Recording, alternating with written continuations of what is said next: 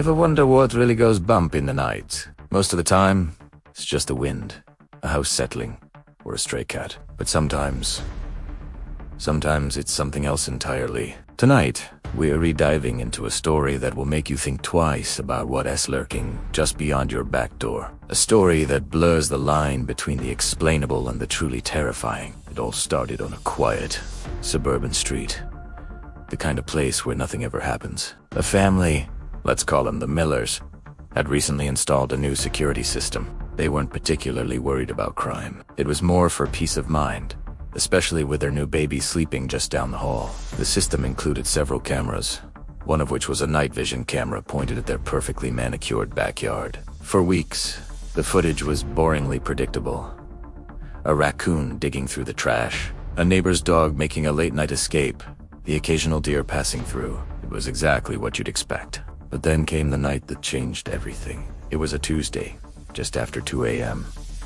The night was still and moonless. The motion sensor on the backyard camera triggered, and the recording began. At first, nothing seemed out of the ordinary. The familiar, ghostly green glow of the night vision illuminated the empty yard. Then, from the dark shadows at the edge of the property, something moved. It wasn't a raccoon and it wasn't a deer.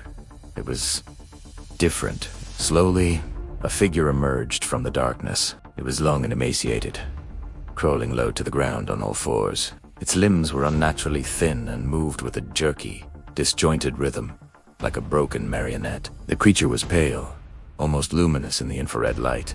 Its skin stretched taut over a skeletal frame. It had no discernible features, no fur, no clothes, just smooth, pallid skin. It crept across the dewy grass with a disturbing silence, its movements both graceful and deeply unsettling. For about 30 seconds, it crawled methodically toward the house, its destination unclear.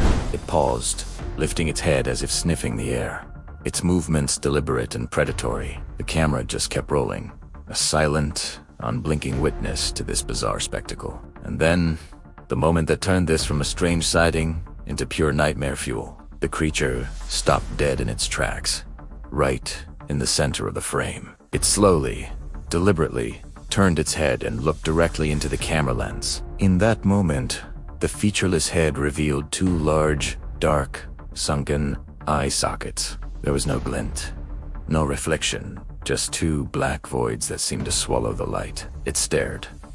For a full 10 seconds, it just stared into the camera, as if it knew it was being watched.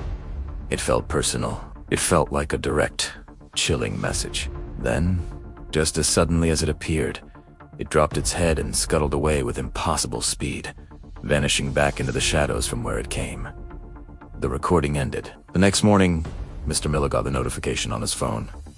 Motion detected in backyard at 2:17 a.m. Expecting to see another raccoon, he casually opened the app during his morning coffee. What he saw made the coffee cup clatter against the saucer. He watched the clip once, then twice, his heart pounding in his chest. He called his wife over, her initial skepticism turning to wide-eyed horror as she watched the pale figure crawl across their lawn and stare into their lives. It was not an animal. It was not a person. It was something else. Shaken, they decided to check the backyard. They told themselves it was probably a trick of the light, a glitch in the new system, but the feeling of dread was impossible to shake. As they walked toward the side of the house, right below the baby's window, they saw it. Deep, vicious-looking gouges were carved into the wooden siding of the house. 3 long, parallel claw marks, starting from about 3 feet off the ground and scraping downwards. The wood was splintered and raw, as if something with immense strength had tried to climb or claw its way in. The marks were fresh. They hadn't been there the day before. Panic set in. They rewatched the footage, frame by frame. They zoomed in on the creature's hands, or what looked like hands. They were long and spindly, ending in what appeared to be sharp, dark talons. The same talons that must have made the marks on their house. The creature hadn't just been passing through. It had been trying to get closer. It had been right outside their baby's room. They called the police. But what could they say? We saw a monster in our backyard. The officer who came was polite but dismissive. He noted the vandalism on the side of the house, suggesting it was probably kids with a tool or a wild animal. like a bear, though bear sightings were practically unheard of in their area. He looked at the video, furrowed his brow, and suggested it was probably a person in a costume playing a prank, or maybe a sick animal, like a coyote with mange. But the Millers knew what they saw. The creature's movements were too unnatural, too fluid yet jerky, to be a person in a suit, and no coyote or bear they had ever seen looked like that.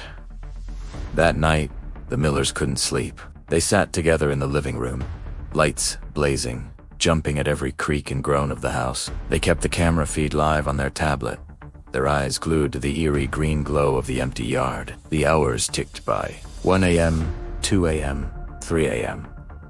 Nothing. The yard remained still. A sliver of relief began to creep in. Maybe it was a one-time thing. Maybe the police were right. Then, at 3:33 a.m., the motion sensor blinked. Their hearts leaped into their throats. On this screen, the backyard was empty, but the sensor was still triggered. Then they realized why. The camera was pointed at the yard, but the motion sensor's range extended slightly to the side, near the wall with the claw marks. Something was there, just out of the camera's view. It was in the blind spot. The Millers were frozen, a primal fear rooting them to the spot. They could hear it now, a faint, dry, scratching sound coming from right outside the living room window. The sound of claws on wood. Mr. Miller grabbed the heaviest thing he could find, a fireplace poker, while his wife called 911, her voice a panicked whisper.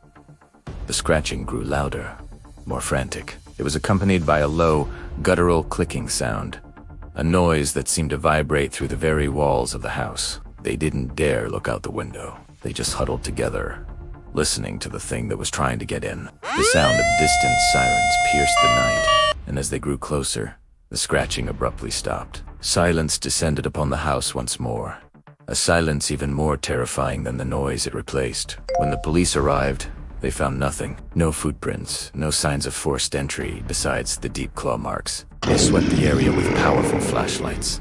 But the creature, whatever it was, had vanished as if it were never there. The Millers sold their house a month later. They couldn't stand another night there, living in fear of what was waiting in the dark. They never found out what the creature was. They uploaded the video to an online forum, where it was dissected and debated endlessly. Some called it a hoax, a clever CGI creation. Others shared stories of similar creatures, known in folklore by names like the Rake or Skinwalkers. But for the family who lived it, it wasn't folklore, and it wasn't a hoax. It was a terrifying reality that had invaded their safe, suburban world. The footage is still out there. You can find it if you look hard enough. And it serves as a chilling reminder that no matter how safe we think we are, no matter how many locks are on our doors or cameras or watching our yards, we never truly know what's waiting just outside, in the shadows, looking in. Sometimes, the things we can't explain are the most terrifying of all. What do you think it was? A prank? A strange, undocumented animal? Or something else? Something from our darkest nightmares? Let me know your theories down in the comments. And if you have a story like this, I'd love to hear it. Thanks for watching, and remember to check your cameras. You never know what you might find. Don't forget to like and subscribe for more dives into the unexplained. Stay safe out there.